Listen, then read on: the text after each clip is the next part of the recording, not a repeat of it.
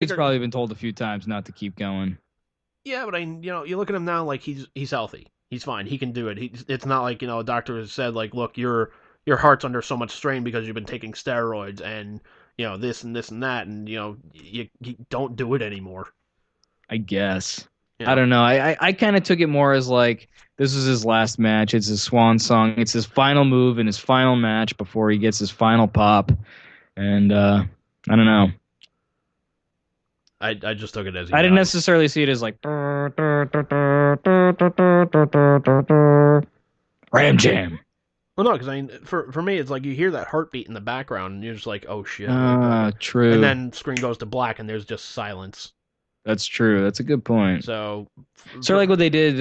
Well, I guess I didn't see, but the Sopranos, how like it went to black supposedly when fucking dude died. Yeah, when Gandolfini died. Yeah. Yeah. His name Tony Soprano. Yeah, Tony Soprano. Yeah. Yeah. Which I actually found out that diner is actually in my old hometown in Jersey, I think. No shit. Yeah, and apparently like there used to be like a list for you, like you had to get on a list in order to sit there, but now I think because since Gandolfini died, they kind of like roped it off and just out of respect they're just like nobody can sit here now. That's awesome. Thought about going there like next I mean, time. I'm not a big fan. I've never even seen a single episode of Sopranos, but I do dig Gandolfini. I've seen him in some other shit. Yeah, I've seen him in some other shit too, but like I was never like that big of a fan. Like I remember him in Get Shorty. Never saw Get Shorty. Yeah, it was weird. Although we were in the sequel, weren't we? We were, yes. Somewhere in there. Be cool. We were at the Aerosmith concert. Yeah, we're in there somewhere. We're in that crowd. That was the Bobo tour too. That was a great tour. That was, man. That's still, I think, my favorite Aerosmith album. I gotta say. Knocking on Bobo, really? Yeah, man. I know it's a bunch of covers, but I dig that album a bunch. I dig it too, man. But I mean, for me, I think their best album. God, I can't even like pick one album because like for me, like Rocks always kind of comes to the top of the list. But then I'm always like, well, what about this one? What about that one? Like Get a Grip is a really good album too. Yeah. Pump, I thought it was really, really good. Toys in the Attic. Toys in the Attic's fucking amazing. Fucking even Get Your Wings, the first Aerosmith album. Oh yeah, man. Actually, the first one was eponymous. It was Aerosmith. The second one was the third one was Get Your Wings. I don't remember. No, the second one was Get Your Wings. Oh, the second one was? Yes.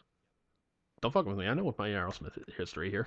Well, the first one was just called Aerosmith. Yeah, the first one was just called Aerosmith, which I actually... And that had, like, Mamakin and shit on it. Yeah, which I actually have the record of, autographed by... Me too, man. Dude, I have the record, like, framed on my wall right now, sitting next to me, signed by Joe Perry. Nice, dude. It's so fucking cool, man.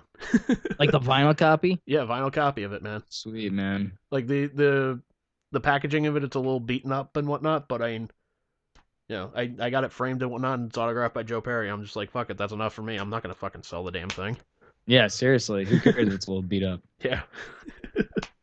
That's awesome, dude. That was, man. That's so fucking cool. That was awesome. You remember playing guitar on Toys in the Attic? Yeah. That was awesome. Remember when you said back train will get you home? Do you think that's true? Well, yeah, I guess in some mentality, I guess it is. That's so awesome. This guy's awesome. Fucking awesome. Fucking Chris Farley. I miss that fucking guy. Fucking Chris Farley. Fucking guy. Fucking guy. I remember how it came up. My boss recently mentioned Phil Hartman, and I was like, oh, Phil Hartman. I fucking miss Phil Hartman. Like I was never that big of a Phil Hartman fan, though. Really? Yeah. Oh man, I dig Phil Hartman. So I haven't seen that many sketches of him like doing stuff. I always just recognize him as like, oh, he did the voice of Troy McClure on The Simpsons, and he was on Pee Wee's Playhouse. He was on Pee Wee's Playhouse. I didn't fucking remember which one he was, but anyways, he was Cowboy Curtis. Or no, that was Lawrence Fishburne. Yeah, that was Lawrence Fishburne. I forget his name then. Yeah. Anyways, but the only like sketch of his that I remember from like Saturday Night Live was the motivational speaker where he was the dad. I'm just Yeah, like, that's true. I'm like, yeah, he's good in that, but I mean, Farley fucking steals the fucking show on that one. Oh, of course. Then again, Farley kind of steals the show in just about anything. Yeah, and it's to That's put the it. only reason David Spade is funny is because of Chris Farley. Well, David Spade was funny. Well, that's what I mean. Now that Chris Farley's gone. Yeah, now it's Notice how David Spade's funny went right away with Chris Farley. Connection? Wonder. For Sort of like, Dennis Leary's career went down the tubes when Bill Hicks died because he had to come up with his own material. Yeah, to be fair, man, fucking Dennis Leary still had a career. Well, he did the TV thing, which I guess didn't require any comic ingenuity. Although, was it a funny show or was it a drama? Rescue Me was a drama. That's what I thought. Yeah, Rescue Me was a drama. There was a TV show before that called The Job where he was a cop, which only lasted 1 year. The funniest thing he did for me was probably when he hit a dude with a toaster in a movie. I don't remember which movie it was, but he totally hit a dude with a toaster. It was awesome. I think because he was like, fucking with, like beating on some chick or something like that. So he came and beat the shit out of him with a toaster.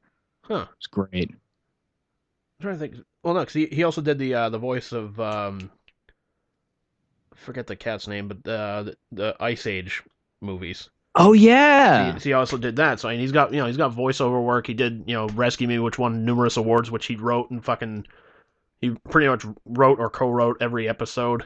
So yeah. And so you can't really say I'm like a little bitter about that. And you can't really situation. Yeah, but I mean, you can't really say like the cat's career died considering he skyrocketed kind of after that. Like his stand-up career. That's true. Like his stand-up career.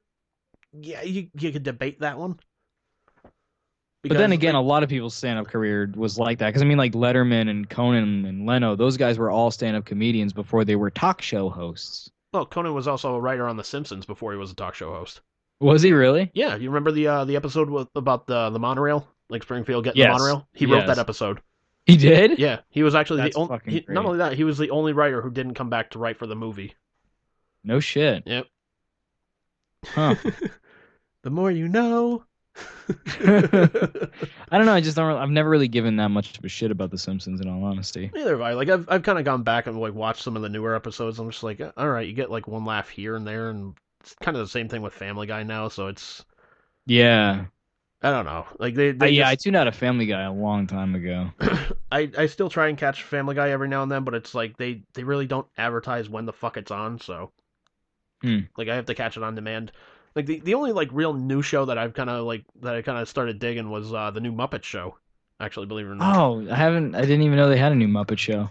Yeah, it's the premise of it is basically like they're all working on like Miss Piggy has a talk show and they all basically work on it, and like Kermit's like the producer, Gonzo's a writer, Fozzie's like the opening comedian and whatnot. And basically it's just like kind of like a behind the scenes like how they get the show made and whatnot. That's cool, man.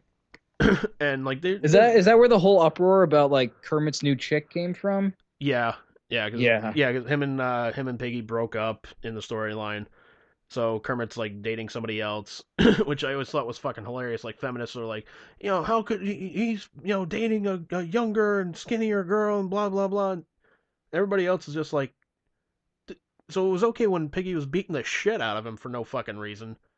And he gets out of that relationship, gets into a new one where this chick, kind of digs him and whatnot. And I know it's all fucking puppetry and whatnot, but like, stick with me with the storyline here. I was gonna say, remember, it is just puppets. Yeah, it is just puppets. But the storyline, the new girlfriend fucking digs him and whatnot, and he isn't getting abused by her at least. So why the fucking uproar? Seriously, I don't get it. Plus, they're frogs.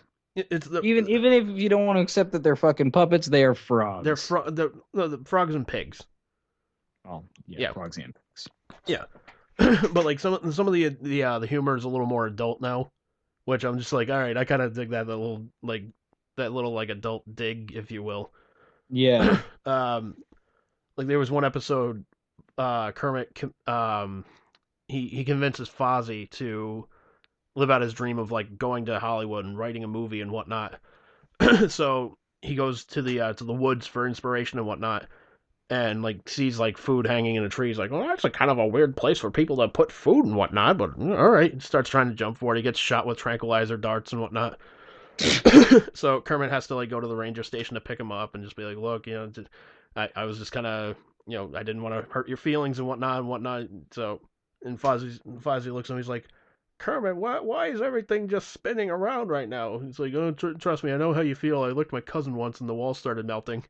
I'm like, oh, you fucking, yeah, all right. That's awesome. But yeah, apparently people were pissed about that because they're like, this is supposed to be the Muppets and blah, blah, blah, blah, blah. It's like, calm down. Seriously. Calm the fuck down. Like, you guys in the fucking, everybody is complaining about frogs and bears. It's just a fucking cup at Starbucks. Calm the fuck down. Seriously. I don't even give a fuck about Starbucks. Yeah, fucking... shitty coffee. It's shitty overpriced coffee anyways. The problem with Starbucks is that, like, people seem to equate really fucking bitter, nasty tasting coffee with quality. And the problem is that good coffee isn't necessarily bitter. It does have bitterness to it, but it's not necessarily that it's super bitter. It's just very dark and roasty in flavor, but not necessarily super bitter. So Starbucks can just fucking take their semen and shove it up their fucking asses because I don't want to drink that shit. Man, I fucking hate Starbucks. Starbucks. There was a great picture I saw where like there was a Starbucks van with the door opened and it was one of those like sliding doors. Yeah. And like just the way that the letters lined up on the fucking side, like because it was open, it said sucks. And I was like, fucking yes. It was perfect. I mean, good, there's a difference between good coffee and bad coffee. Like the good coffee, obviously you drink it down. Bad coffee, you spit out. It's all a matter of personal taste. If you like the taste of Starbucks, fuck, go for it. Yeah. I'm not gonna stop you from it. I don't know, they're just so fucking pretentious. But I mean, to be quote unquote offended by them saying like, oh, it's a holiday cup and it's it's just a red cup. Why are you being upset? There's no reason to be upset over a fucking cup. If anything, like the Jewish population or the African American population should be like, fuck you. Why aren't we represented? Why is it just red? I mean, I guess to a degree that could be an African color, but like it doesn't represent the Jews in any particular way. Like, why not make half of it blue? No. I think George Takei put it best. He's like, you know what? Let's just make it a rainbow color. Everybody's represented. There we go. There you go. Perfect. There we go. Either that or just not fucking do one. Seriously. People get so up in arms about like the dumbest shit. It's got to be Merry Christmas, not Happy Holidays. Fuck you. No, how about just Happy Holidays? Seriously. Or how about thank you for visiting?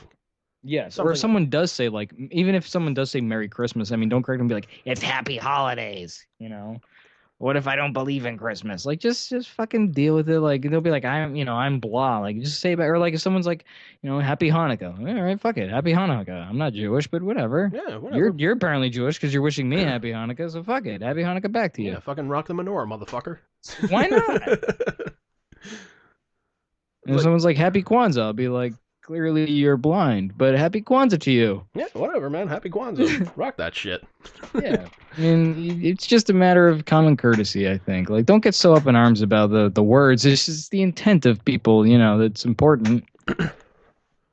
Yeah, it's really... They're trying to wish you a happy time. Yeah. If you can't jive with that, fuck you. Yeah, but everybody's, oh, no, you have to say Merry Christmas. This is a war on Christmas. Like, it's not a war on anything. I'm putting the Christ in Christmas. Oh, yeah. Since when has Christ been in Christmas? Have you seen the history of Christmas in America? Yeah, there's a lot of Christ in it. Tons of it. Yeah, and besides, pretty much Catholics have a history of, wanting to break up a good time or changing it to suit their means. So, let's kind of break that shit up right now. Did you see there was some article that came out that tried to purport that there was some sort of like Catholic origin to Halloween just to make like Catholics feel better, or Christians, I guess, feel better about the fact that it's not necessarily a pagan religion or a pagan origin holiday. Jesus, I can't talk anymore. Jesus Christ. You know, shit like that just makes me want to do the worst Kurt Cobain impression I could ever do. See, it's like, you guys have nothing better like to concern yourselves with in your lives? Could you maybe just go like jack or jerk or Jill off? Like fucking do something like more construct. Like anything would be more constructive than this. Yeah.